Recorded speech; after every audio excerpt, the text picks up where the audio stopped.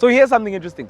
This is the majestically marvelous 55,000-seater Moses Mabhida Stadium in Durban. Beautiful, isn't it? Well, Mabhida is said to have cost 3.4 billion rand or $450 million. Keep that amount in mind. It's going to be important a little bit later. Mabhida has the enviable title of being South Africa's Cup final venue. For local context, last year's MTN 8 final between Orlando Pirates and AmaZulu was the 11th PSL final to be played at Moses Mabhida in 10 years. Even in 2010, this stadium was one of the venues for the 2010 FIFA World Cup. It hosted a total of 5 group games, 1 knockout game, and a Germany versus Spain semi-final match. It's definitely a footballing cathedral. The stadium, with all its beauty and complexity, has now become a financial maintenance burden on the eThekwini municipality. It's currently undergoing a structural repair which has set the city back 60 million rand. This is according to the mayor, Mxolisi Kaunda. But wait. What do you mean structural damage? Njani? This stadium is only 14 years old, and the typically well-built stadium's lifespan is 30 to 50 years, depending on usage. Then it hit me. Kanene, in 2006, while we were busy celebrating the fact that South Africa would host the 2010 World Cup, 7 major construction and engineering firms met secretly to also celebrate and allocate themselves tenders to build World Cup stadiums. They even agreed on a 17.5% profit margin. The story of the Moses Mabhida Stadium falling apart is actually the story of the South African 2010 construction cartel. Let's get into it.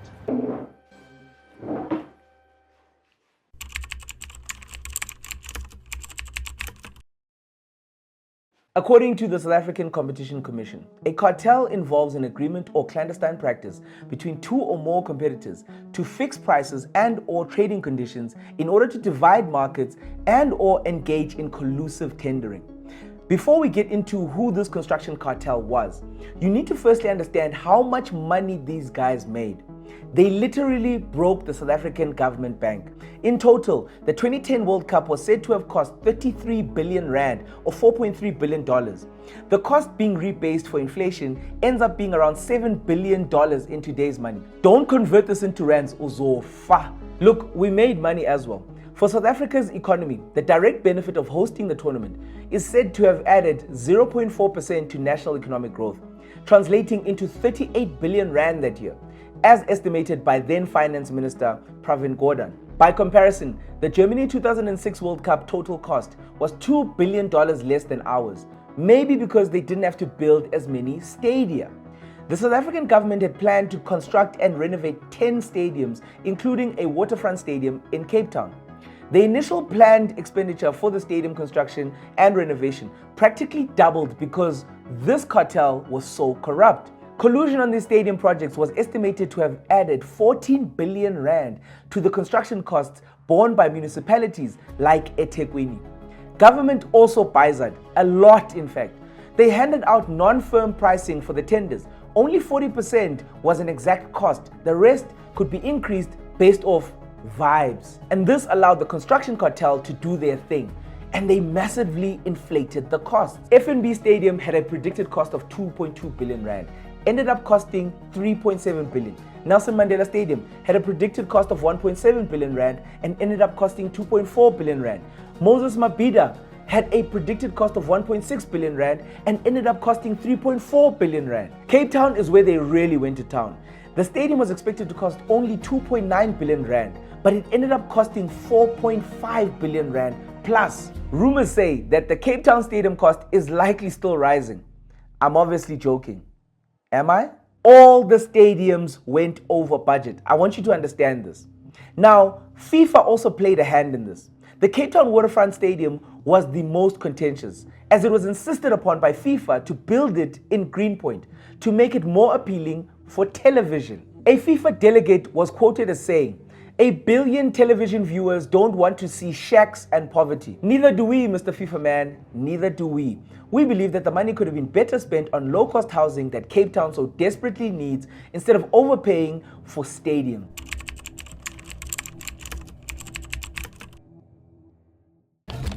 Ironically and very strangely, building a stadium is easier than upgrading an informal settlement, primarily because there is inevitably enormous community conflict, and that slows the process dramatically Development in poor communities generally causes conflict. It does not resolve conflict because of the competition over access to those resources.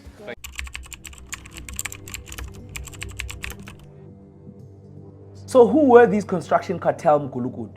The companies issued with fines at the end of the Competition Commission Tribunal were Aveng, Basil Reed, Esso Frankie, G. Leviero, Gurich, Hohen Ingalls, Hochtief, Marian Roberts, Norvo, Raubex, Ramdell, Stefanutian Stocks, Tubular, Flaming, and finally WBHO, who built the Moses Mabhida Stadium as a general contractor. This was a World Cup feast fit for the corrupt construction cartel kings.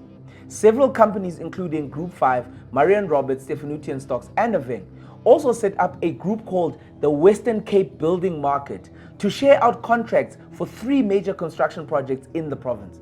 Shem, it was a lot. The hearings held by the Competition Commission in Pretoria in 2013 demonstrated that the 15 companies represented were hiding payments in their books. At this same tribunal, it was also heard that cover pricing was very common in the construction industry. Okay, so that we're all together, let me explain what cover pricing is. Cover pricing takes place when bidder A submits a price that is not intended to win the contract that they are bidding for. This price is a price that would have been agreed upon between bidder A, B, or C, whoever wishes to win the contract that time. You basically stack the deck with your mates, and we know who's going to get the tender, as they have the best price with the best terms. Then, in the next tender, the next company offers the best price, and thus we rotate the tender winners so that we all get work this year. It's simple but illegal. There was also bid rigging, such as dividing up the World Cup projects. It was widespread and it took place in other projects too. Just think road construction, light infrastructure, and even maintenance. These were some of the projects that had to be done as part of building the stadiums. Cover pricing saw companies submitting bids where the prices offered by each company were known to the competitors, and this generally happened when the other 2 bidders did not want to get this particular job. Tenders or loser prices were also paid to companies for the cost of submitting dummy tenders. These were hidden by a number of companies in their books under things such as plant hire. Also, the auditors did not query any of these payments. But now that we have hindsight, we know that the top 4 accounting firms were only getting warmed up in 2010. Their second act of corruption was facilitating state capture in the mid-2010s. That was still coming. In one particular cartel case, Esso Frankie said that it had paid out R500,000 in fees to 2 companies for submitting dummy tenders on a project. It placed these expenses under plant hire. Shem. In 2006, it was definitely a free-for-all.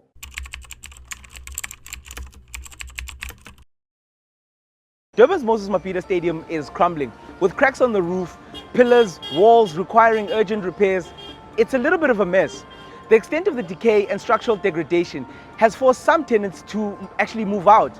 It was deemed unsafe for them to continue operating from here. Some sections of the stadium have since been repaired, particularly the roof, while some sections of the stadium have been demolished and are being rebuilt.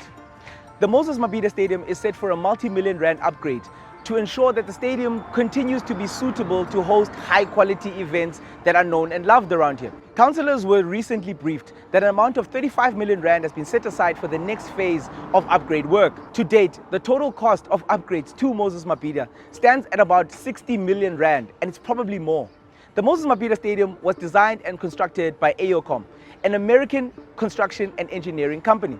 This is according to the company's website. Something needs to be said about American engineering, because the list of work that still needs to be fixed right here at Mabhida is endless. But there are 4 key priorities that have been identified. 1, they need to reinforce the stadium with a larger concrete pillar in order to fix the corroded steelworks on the facade and the upper areas that involve the arch.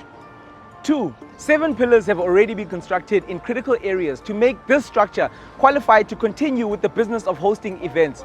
This is obviously an interim solution. 3, 7 million rand has been set aside to address the network infrastructure upgrades that are needed to keep this world class. Another part of this reconstruction project is to ensure that uninterrupted power supply is available in the event of a power failure or load shedding. This is going to cost around 5 million rand. The story is really sad when you actually think about it, Because Moses Mabhida is an important stadium for the country and the city. It has become a part of Durban's skyline. I mean, it's hosted hundreds of events, including rallies, sports, music, and just general events. After the 2010 World Cup, this 60,000-seat multi-purpose stadium was said to be the most profitable and the busiest in the country. It's literally a tourist attraction, and it adds so much to the city's vibe.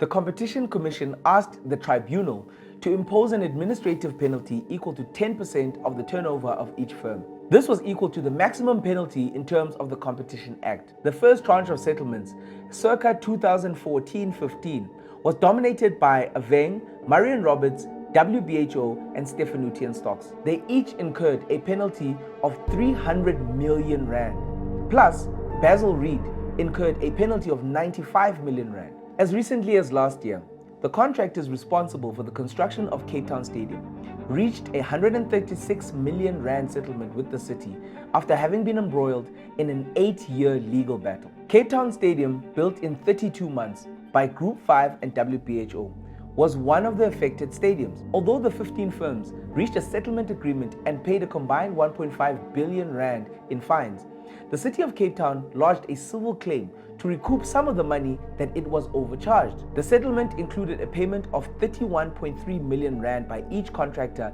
over the next 3 years and a commitment to corporate social investment projects in the city of Cape Town by WBHO and Stefanuti & Stocks. The settlement also included a minimum 42.5 million rand social investment into solar energy systems guaranteed to the city. Basil Reed ended up in business rescue following this cartel corruption. Construction jobs just became non-existent. Following 2010, the South African construction sector has contracted in scale and capacity, with limited infrastructure spending by government over the past decade. Although government never directly said it, it became clear to all that they no longer, and rightly so, trusted the construction industry. In the 5 years between 2010 and 2015, WBHO lost 10% in market capitalization. Group 5 lost 44%. Basil Reed lost 68%, Marion Roberts 78%, and Aveng 94%. What these construction cartel companies clearly failed to realize was that by stealing from government, they were muddying their own revenue and sustainability. Remember, government is the biggest spender and buyer of all things in the country. No matter which industry you're in, you need government on your side. In a Salga presentation on the Department of Economic Development's website, it's estimated that stadium overcharging ranged from 10 to 30%. This corruption and collusion hit local municipalities the most. A lot of people that were meant to be disciplined and criminally charged for this, surprisingly, all moved companies or were no longer in positions that affected tenders and construction cost pricing. I personally think that they were demoted upwards. Like, you know, what happens in local politics. After all of this corruption, all that happened is that the construction companies were fined. But they're still around and happily building stuff. And the people in charge of making these decisions are enjoying both their freedom and the wealth that they all individually attained from this corruption.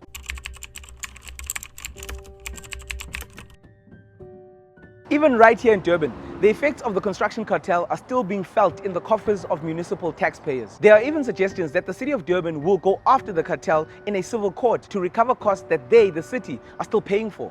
In fact, maybe all the affected municipalities should go after them in one grouping. The 2010 construction bid rigging cartel was one of South Africa's most extensive corporate criminal enterprises ever uncovered by the Competition Commission. It affected most major public works projects, and all spheres of government as well as major private sector projects were affected. It also contributed and exacerbated the general environment of corruption in South Africa. What these 15 companies and their international partners did really changed everything in South Africa and Durban forever. Thank you so much for watching this video until the end. We appreciate your time and we really hope that this story was enlightening. Let's chat in the comments about it actually. Also, let us know if we missed something or we didn't go far enough. We value your input so much. Our hope as a team is that we can continue to share knowledge and all learn about what's really going on around us. I want us to stay curious. Wait, before you go, by the by, we were actually not allowed to film close to the stadium which didn't really make sense to me. But it's a stadium built with public money that offered public access to do even like tourism activities and stuff. It was all very strange, but hey, it is what it is.